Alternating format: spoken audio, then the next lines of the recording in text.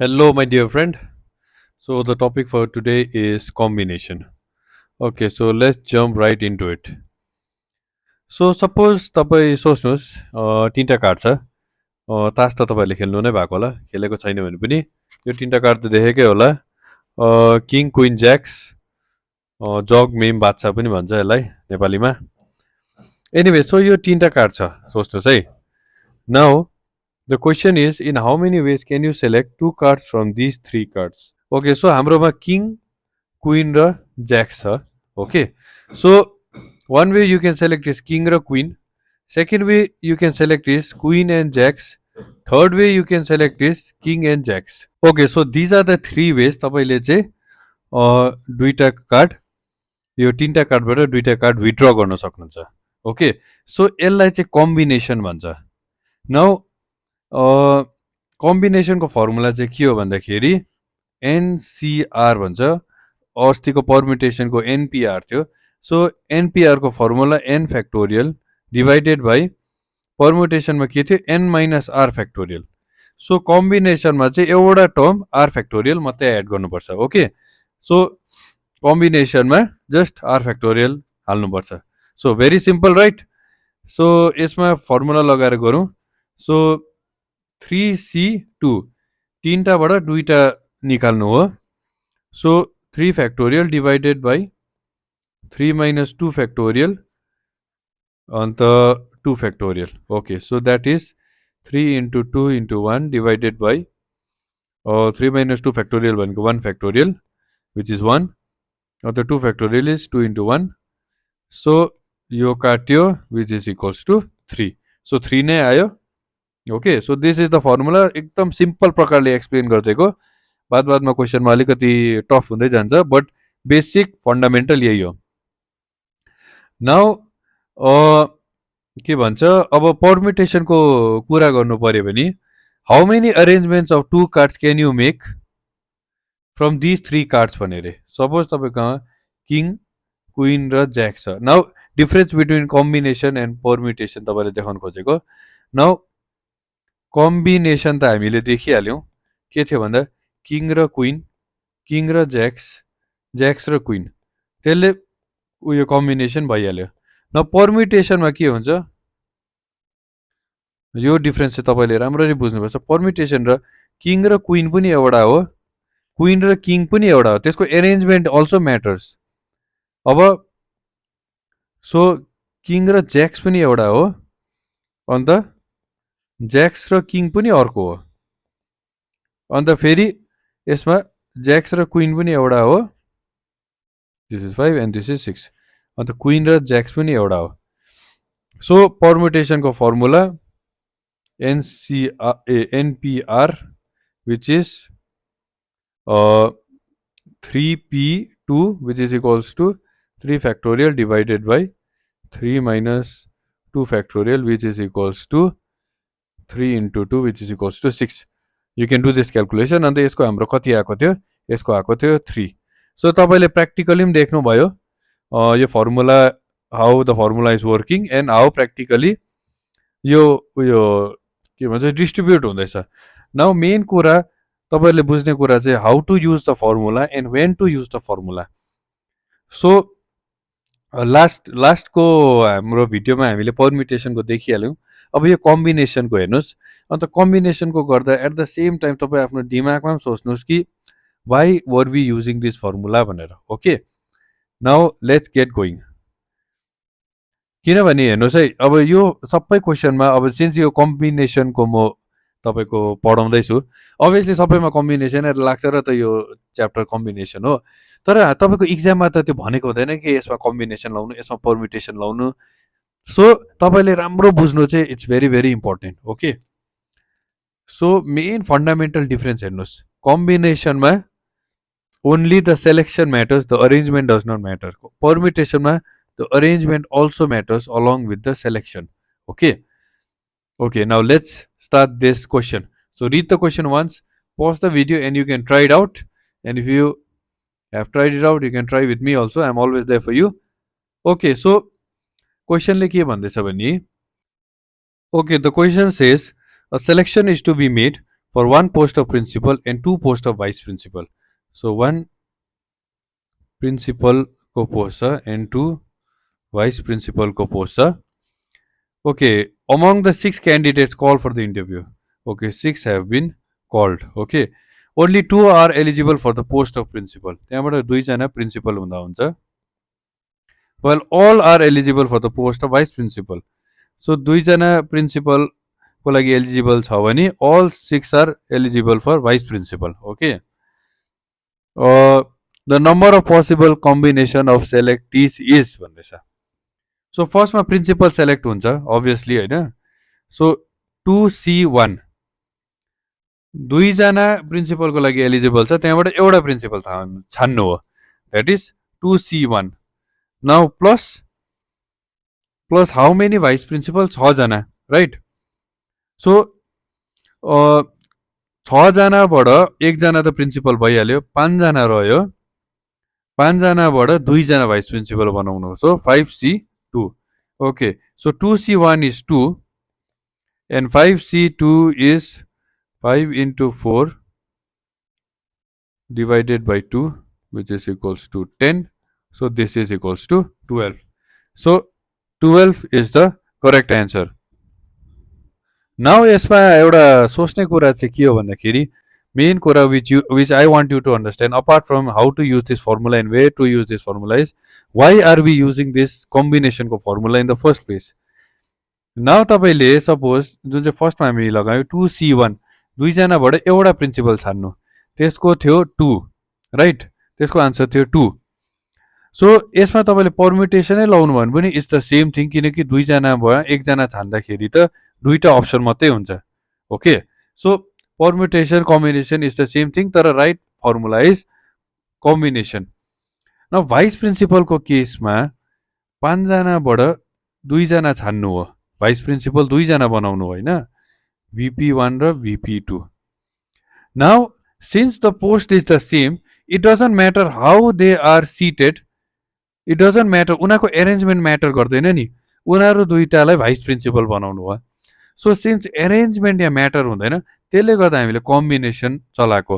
Now let's say vice principal 1 vice principal 2 त्यो एरेन्जमेन्टमा अलिक difference भए चाहिँ yes we can use permutation, but since it is the same post of vice principal, that's why arrangement मा matter नभएर चाहिँ हामीले combination चलाएको. Okay, so let's go to the next question, and all these things will be more clearer to you. Obviously if you are doing this for the first time, it's like kind of tough, but then you'll have to try and understand. Okay, and practice गरेपछि त्यो understanding पनि आइहाल्छ.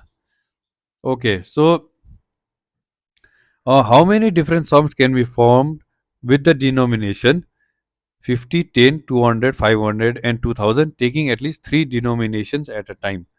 Okay, now think about this. Think this in a like real exam scenario. Okay, you have read this question.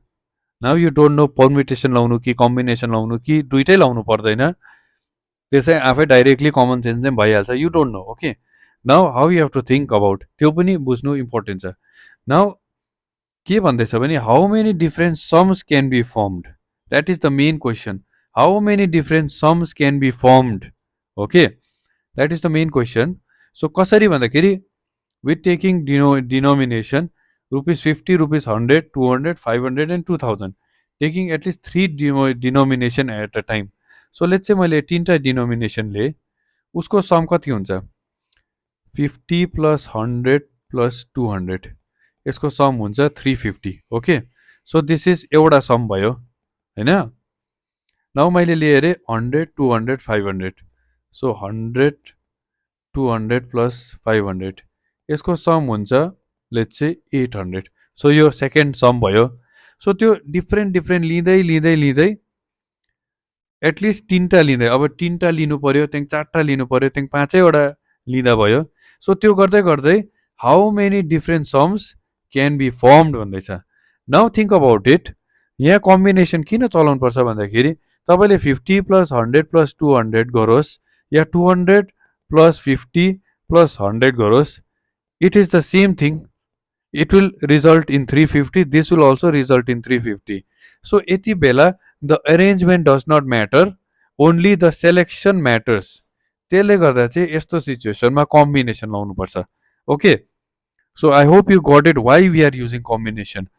Formula सँगसँगै यो बुझ्नु पनि important छ. Now let us find the answer. Okay, so फर्स्टमा हामीले तिनवटा मात्रै लिउँ अरे, तिनवटा डिफ्रेन्ट डिफ्रेन्ट गर्दै. सो हाम्रोमा टोटल कतिवटा छ? 1 2 3 4 5. So we have 5 different denominations. And त्यसको तिनवटा लियो भने यसको पनि सर्टकट तपाईँलाई एक्सप्लेन गर्नु पर्यो. Suppose you have 5p3. So 5p3 भन्दाखेरि चाहिँ 5लाई 3 खेप, 5को मल्टिपल्स 3 खेप लेख्नुपर्छ. जस्तै 5 × 4 × 3. अन्त यहाँ बादको लेख्नु पर्दैन, किनभने यहाँ बादको जुन चाहिँ आउनु आँटेको छ 2 × 1, यो चाहिँ मुनिकोले क्यान्सल आउट गरिदिन्छ. मुनि के हुनु आँटेको छ? 5 - 3 फ्याक्टोरियल. अन्त 5 - 3 फ्याक्टोरियल भनेको के हो? 2 फ्याक्टोरियल. सो सिन्स मुनिको डिनोमिनेटरले यसलाई क्यान्सल आउट गर्छ, त्यसले गर्दा 5p3 छ भने चाहिँ तिनवटा टर्म मात्रै लेख्नुपर्छ. 5 × 4 × 3. सपोज 5p4 छ भने 5 × 4 × 3 × 2 सम्म लेख्नुपर्छ. ओके, सो जतिवटा यो टर्म छ त्यतिवटा लेख्नुपर्छ. त्यो चाहिँ अब एउटा सर्टकट हो यो मुनिको क्यान्सल गरिरहनु भन्दा. Okay, so this is a shortcut. I hope you don't get confuse. यो त मैले त्यसै सर्टकट सिकाएको, यो नचलाउँदा यो लामो प्रकारले गर्दा पनि हुन्छ, तर अब सर्टकट चलाएको राम्रो. सिमिलरली यो 5c3 मा you can use the same approach as permutation into 3 गर्यो, किनकि तिनवटा टर्म छ. तर द ओन्ली डिफरेन्स इज कम्बिनेसनमा मुनि 3 फ्याक्टोरियल पनि बस्दिन्छ, यो पनि एक्स्ट्रा बस्छ. सो यो कसरी आयो भन्दा लङ प्रकारले गर्यो भने 5c3 is equals to 5 factorial divided by 5 - 3 factorial divided by 3 factorial. So यो त कम्बिनेसन परम्युटेसनको जस्तो भइहाल्यो हैन. So 5 × 4 × 3 divided by 3 factorial is 3 × 2. Okay, so anyway, so let's solve this. 5 3 2 which is equals to 10. तपाईँले लामो प्रकारले गर्दा पनि हुन्छ, इट्स यो विस है. अन्त तपाईँले आफ्नै एउटा सर्टकट इन्भेन्ट गर्दा पनि हुन्छ. This is how I do. So हामीले 5वटा डिनोमिनेसनको 3वटा डिफ्रेन्ट चलाएर चाहिँ हामीले 10वटा डिफ्रेन्ट सम्स निकाल्यो. ओके, नाउ 4टा युज गरेर 5c4. So 5 × 4 × 3 × 2 divided by 4 × 3 × 2, 4 factorial मुनि. So this is equals to 5 भयो. And 5c5 पाँचैवटा चलायो भने त एउटै मात्रै सम निस्किन्छ. And 5c5 is also 1, so 1 हो. So total हाम्रोमा कति भयो? 10 + 1 + 5 which is equal to 16. So यहाँ A is the correct answer, 16.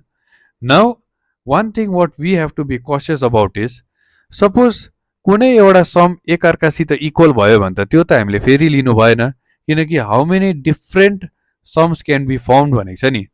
Suppose 200 + 500 + 2000 र 100 + 500 + 2000 कुनै दुईटा इक्वल भयो भने कुनै पनि कम्बिनेसनमा त्यसलाई त हामीले डबल लिनु भएन. सो त्यसमा 16 मा सबट्र्याक्ट गर्नु पर्यो. तर if you look at this numbers, यस्तो कुनै पनि सिचुएसन छैन कि when you add them that they will form the same number. त्यस्तो कुनै पनि सिचुएसनमा हुनु सक्दैन कि 500 2000 र 200 won't be equal to any other thing. It won't be equal to 50 100 and 2000. So since यिनीहरू एकअर्कासित इक्वल हुनु सक्दैन, सो 16 लाई केहीले सबट्र्याक्ट गर्ने काम छैन. So I hope you understood this. यो भन्नु खोजेको के हो भनेर. So 16 is the correct answer. Okay. So 16 different combination ले 16 different sums बनिन सक्छ, taking 3 denominations at a time. Okay. So let's move to this question. So in this question, 9 cups are placed on a table, arranged in equal number of rows and columns. Okay. Out of which 6 cups contain coffee and 3 cups contain tea. So mostly यस्तो छ कि 9 cups are placed on a table arranged in equal number of row and column भन्दा 3टा रो and 3टा कलम okay 6वटा cup चाहिँ coffee त्यो 6वटा and T चाहिँ 3टा okay in how many ways can they be arranged so that each row should contain at least 1 cup coffee भन्दैछ now यहाँ हेर्नुहोस् coffee तपाईले कुन प्रकारले यसलाई एरेन्ज गर्न सक्छ okay now the thing is T is just 3 in number okay T is just 3 in number so suppose हामीले हरेक रोमा एक एकवटा टी लगाइदियो अरे भनी त हरेक रोमा अटोमेटिकली मिनिमम एउटा कफी त बसिहाल्यो ओके सो यो अरेन्जमेन्टमा हामीले we are satisfying the statement that each row should contain at least 1 cup coffee. Now the thing is, this tea can be placed anywhere, right? This tea can be placed anywhere. So this gives three different arrangements. This also gives 3 different arrangements, and this also gives 3 different arrangements. So the total arrangement is 3 into 3 into 3, which is equals to 27. So there are 27 different arrangements. Oh, okay. Now 27 भनेर उयो टिक गर्ने युपीएससीले एउटा trap राखेको छ but we will not fall in this trap because there is another sequence which can be made okay and that sequence is suppose हामीले चाहिँ त्यो कप्सलाई यो प्रकारले एरेन्ज गर्यो भने cup cup cup cup cup tea coffee tea and coffee tea यो प्रकारले एरेन्ज गर्दा पनि त्यो सेटिस्फाई हुँदैछ कि each row should contain at least 1 cup coffee भन्ने होइन सो यसको त जुन प्रकारले एरेन्ज गर्दा पनि एउटै कुरा हो यसमा 3 प्रकारले एरेन्ज गर्न सक्छ टी कप 3 डिफ्रेन्ट लोकेसनमा हुनसक्छ सो इन्टु 3 यसमा यो कफीको कपलाई 3 डिफ्रेन्ट लोकेसनमा वी क्यान इमेजिन होइन सो यसमा पनि into 3. So 3 into 3, 9 or different arrangements can be made. Now, esma main difference is, even if we interchange this, it's still coffee tea, and coffee tea. Esma, it's different. Each row is unique than the other. So even if we arrange this in different order, then that will also give us a different arrangement. So त्यो arrangement can be written as 3p3, arrangement of 3 different items in 3 different order.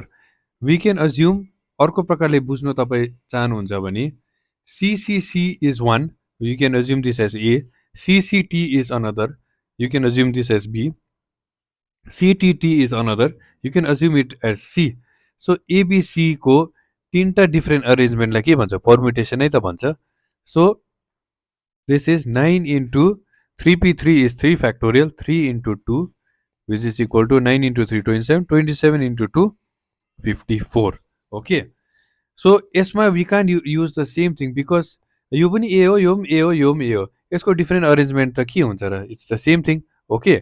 अन्त यसको भित्रको arrangement त हामीले 3 into 3 into 3 गरेर हामीले निकालिसक्यो. यसको internal एरेन्जमेन्टको variation त हामीले निकालिसक्यो तर यसको एक्सटिरियरको एरेन्जमेन्ट चाहिँ it's the same thing but it's not the same thing is this one now 54 पनि अप्सनमा छ हेर्नुहोस् 54 पनि they have set up as a trap because suppose you start with this suppose you imagine this and you start with this अन्त 54 आएर टक्कै answer देख्दा there will be a great temptation to take this as the right answer but we have to remember there is another combination that is giving 27 different arrangements. So 54 plus 27 is 81 and 81 is the correct answer. So मैले यो combination पढाउँदा हल्का permutation को एउटा question लास्टमा हाल्दै so that you all understand where you have to use permutation and where you have to use combination. Formula is simple NCR which is n factorial divided by n minus r factorial divided by r factorial, okay, and NPR is n factorial divided by n minus r factorial. But where to use this formula and how to use this formula is also important. And also n CR is equal to NPR divided by R factorial. किनभने यसमा R factorial एउटा लगाइदियो भने यो combination भइहाल्छ. So this also you can keep in mind. Okay. So that is that for today. Combination ko basics. We took some UPSC ko questions and maybe for beginners it was tough. But then अब यही level को question आउँछ and you have to be prepped up for this level. And then if we are ready for UPSC level, then SPSC level त आरामले भइहाल्छ. So combination or permutation को main difference याद गर्नुहोस्. If arrangements matter, then that is permutation. If arrangements don't matter, only the selection matter, then that is combination. Okay, so thank you very much and stay tuned for the next one. In the next one, we will do permutation, combination, दुइटै हैन तर common sense लगाएर how we can do the counting, how we can find out number of ways to do this or that. त्यस्तो खालके questions will take up. Okay, so thank you very much.